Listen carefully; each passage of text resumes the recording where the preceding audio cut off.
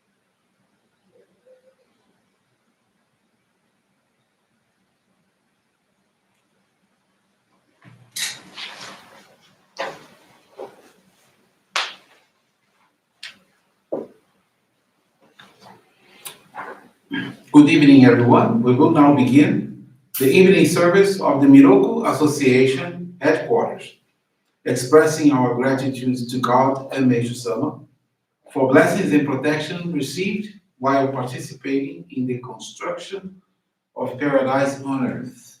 Amatsu-Norito and Miroku prayer, please stand.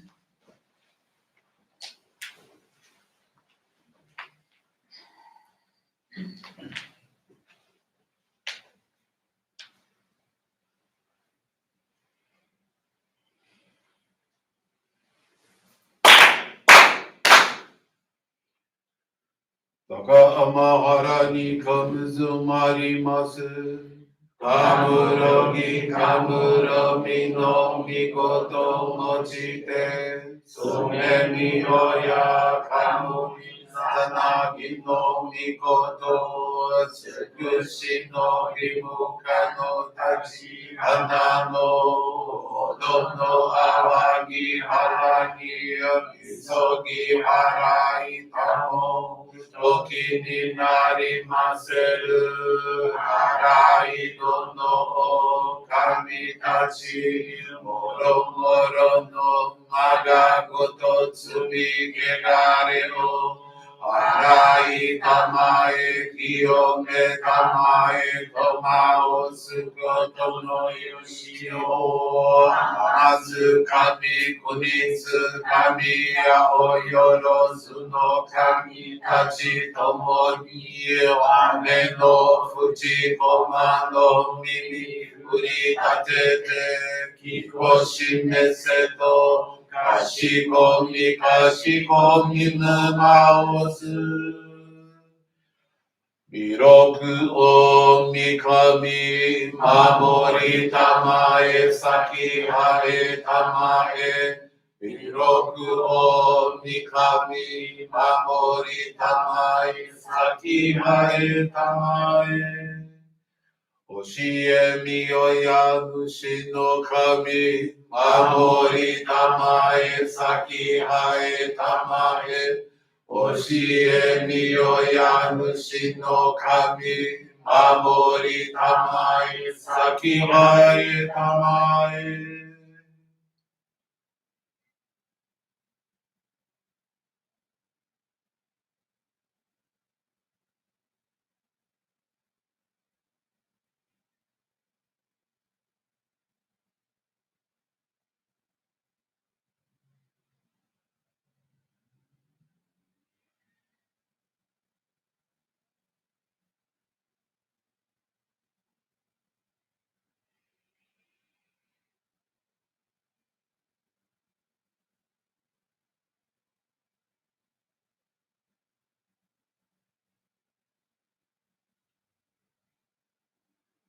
Kum nagara tamachi haemase. Kum nagara tamachi haemase.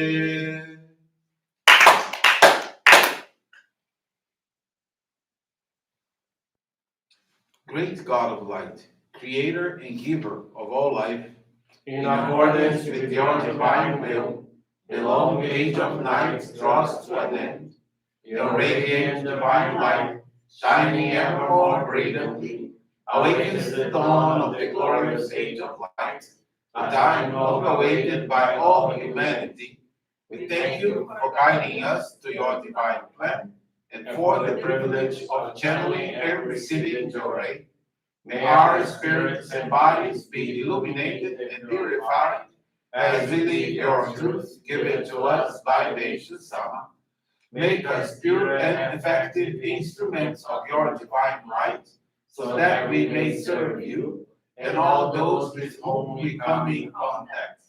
May paradise on earth be realized, with health, peace, and prosperity, a reality in our lives. Great God of light, bless and protect us. Radiate our souls with your divine light, so that we may truly become instruments of your great plan.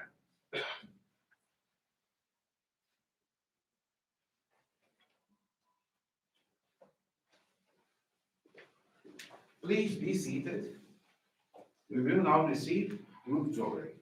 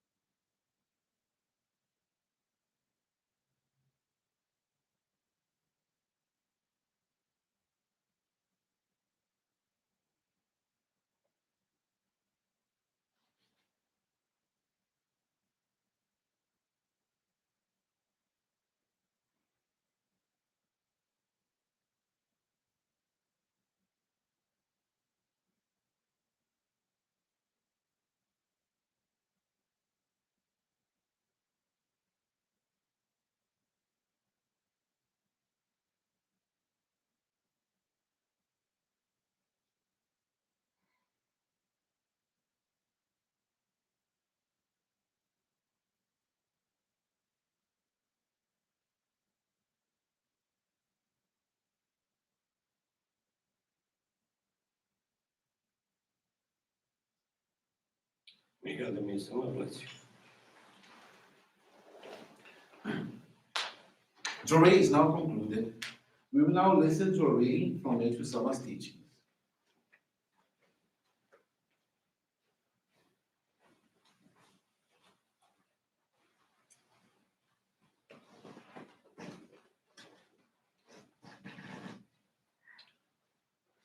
World peace, seeking peace and shunning conflict, is the true spirit of harmony. God has implanted this sense of consciousness in all humanity. When all nations are united under one God and work together, the golden age will be a reality. How pathetic are those who thrive on conflict and quarrels. Their spiritual natures are unrefined, still quite primitive and barbaric. In the coming paradise on earth, boundaries between the countries of the world will remain as they are now, but it will seem as if they don't even exist.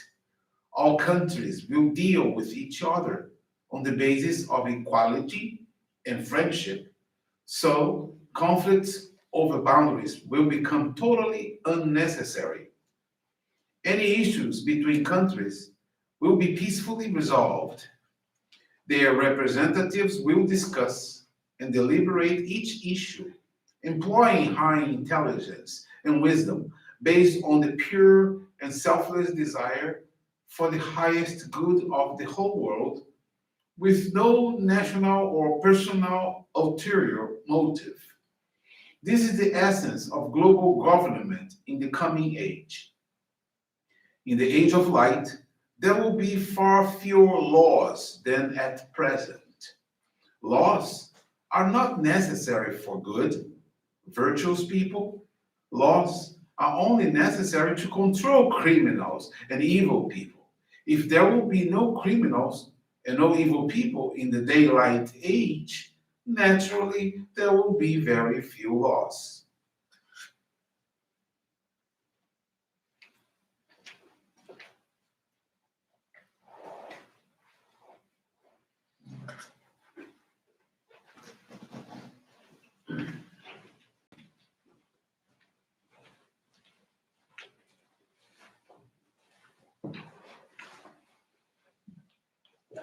Good evening, everyone. Thank you for joining this evening service of the Miroku Association. This evening, I would like to share two faith experiences. First one is from Marilda Galvão. She's from Tatuapé, which is a neighborhood in the city of São Paulo, Brazil. Marilda Terezinha Galvão lives in the neighborhood of Tatuapé, São Paulo, Brazil. She was 7 years old when her sufferings began, because it was at the age that she began having conflicts with her father, whom she once loved very much. Thus, she grew up hating him, but she didn't feel love for the other family members either. She was very sad and lonely, and that's why she got married when she was only 16 years old. Her marital bliss lasted only a few months. Then the quarrels began. Her husband was an atheist and very materialistic. Their relationship was based only on physical and moral aggression. Over time, despite everything, they managed to have financial success, had 5 children, but their relationship did not improve. It was when, after 10 years, her husband's business collapsed, and Marilda asked her father for financial help, who refused it. In that period, her family suffered a lot to the point of experiencing hunger. They decided to move to another city and start over. After their move, her physical and mental health deteriorated. She was forced to take antibiotics and 5 sedatives a day.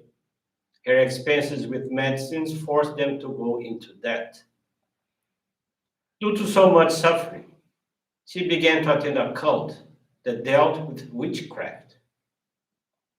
However, she couldn't stand the spiritual atmosphere there either, and went back to live with her father, who after only 2 months kicked her out of his house. Although she could no longer feel God's presence, God helped her. Despite her situation, a friend of her rented a house for Maria. During this period, her eldest son became engaged to a young woman whom Maria immediately realized that she was different from the other girlfriends he had. One day at her house, she had a very high fever, about 104 degrees, and she begged Maria to call a couple of friends from her church to come and give her Johrei. She often invited Maria to go to her home, where Johrei gatherings were held, but Maria kept refusing. One day, her son's fiance's mother came to visit Maria and offered her Johrei. She accepted only out of politeness.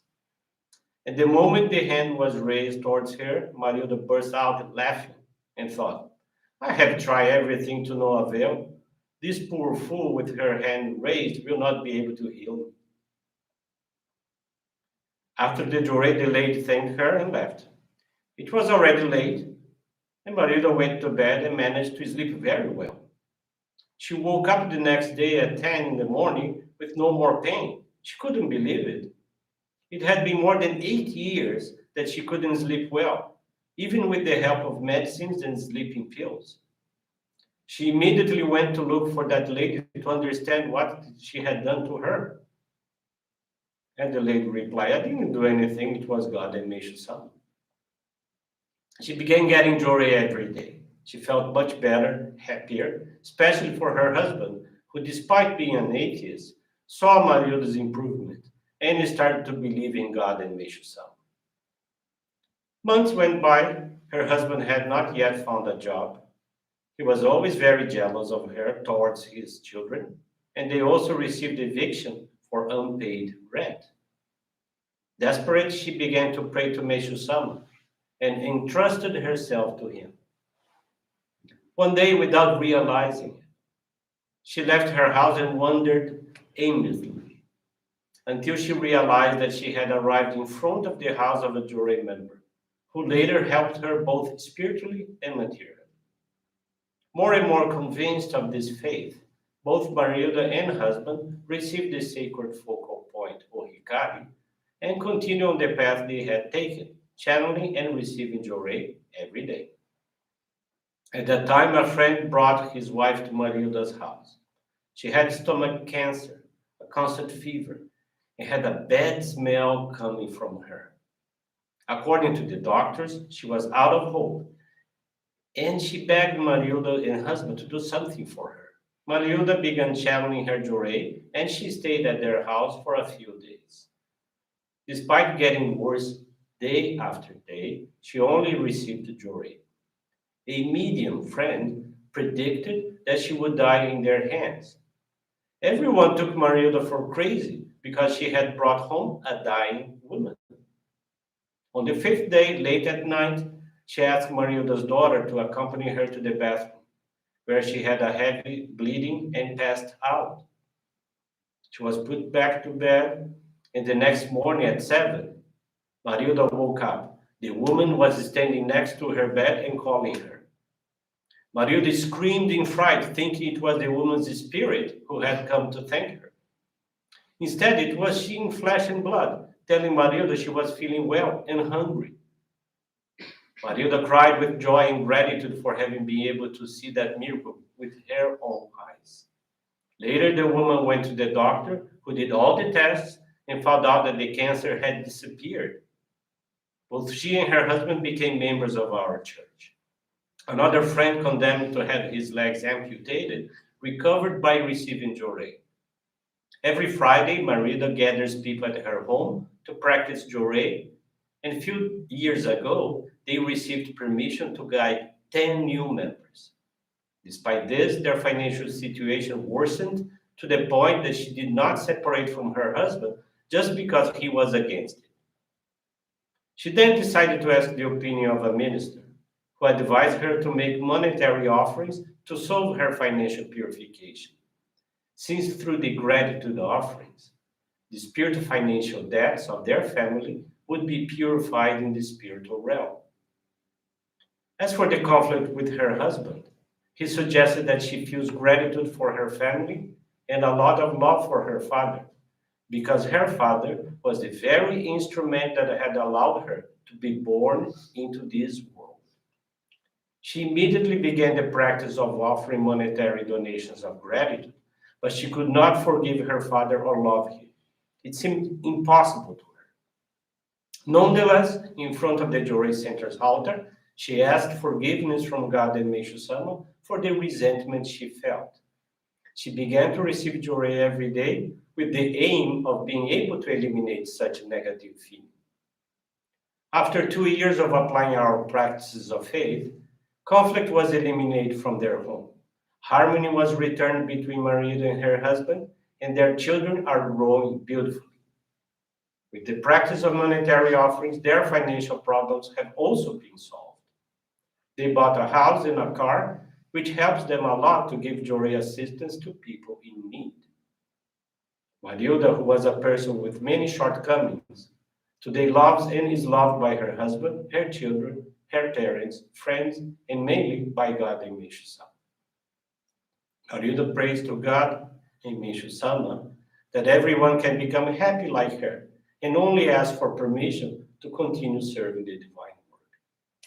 Very nice experience from Marilda of Tatuapé, São Paulo. Next experience I would like to share this evening is from Peru. It's from Reverend Maria del Rocio Aguirre. Reverend Maria del Rocio Aguirre Valencia received the sacred focal point of Hikari in Peru on February 17, 1991. From this beginning, she had served for many years in Lima and the northern part of the country, with many members and other great pioneer teachers who are now in the spiritual realm. To them, she expresses her eternal gratitude for all that she learned and for all their love. In July 1997, 6 years after becoming a member, she received a great miracle of life from God and Meishu-sama. Maria and her daughter, Luz Micaela, were saved in childbirth because Maria was in coma for 8 hours. From there, her life changed. With the awareness that life no longer belonged to her, she began to serve God with much more love, gratitude, and commitment to give back for this great miracle, placing herself as his true instrument in the great work of salvation. After the recovery from childbirth and the health development of her daughter, she had permission to go to Brazil with the family of her daughter's father and stayed there for 22 years. She learned a lot about the culture, the joy, and especially the faith of the Brazilians. It was also in Brazil that she received God's permission to take the ministerial qualification exam, in which she was approved in 2016 and going on to serve as an assistant minister. Her gratitude is eternal to the Brazilians and in special attention to the Cariocas, since she spent all the time in Rio de Janeiro, for having received her together with all her Peruvian ancestors and having shared many moments of joy serving the divine work with a centralized faith in our Messiah, Meishu-sama.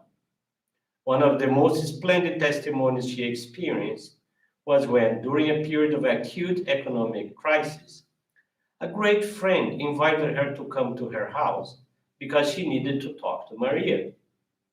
Despite the difficulty and distance, in Brazil everything seems to be miles and miles away. She arrived at her house and they shared several hours between Johrei, prayers, coffee, of course, and opening their hearts about their challenges. When it was time to return home, her late friend unexpectedly took out an envelope and handed it to Maria, saying that she had felt an uncontrollable desire for Maria to receive and use it as she wished. It was a divine command. At first, she was a little confused, but accepted the gift. And finally, she realized it was indeed divine protection, because the envelope contained the exact amount she needed to pay off an outstanding debt that distressed her a lot. She learned and verified that even in the worst situation that can exist, God is in command of everything, and our dedication to this work makes us evolve with great protection. Today, she's once again in her homeland of Peru, and with God's permission, to serve together with all the members, aiming to guide new ones and bringing the love of Meishu-sama to many people. Reverend Maria is very thankful to God and Meishu-sama for this great moment of light in her life. That was a very inspiring, nice experience from Reverend Maria, which I had the privilege to personally meet her in Brazil once I was there a couple of years ago. Thank you very much for listening to these words. I wish you a very blessed evening, and I'm looking forward for your presence, online presence, or in person here at our headquarters. Remembering our morning services are at 10 a.m., evening service at 6 p.m. Thank you very much. This brings to a conclusion our evening service. Thank you, everyone, for joining us, and have a blessed evening.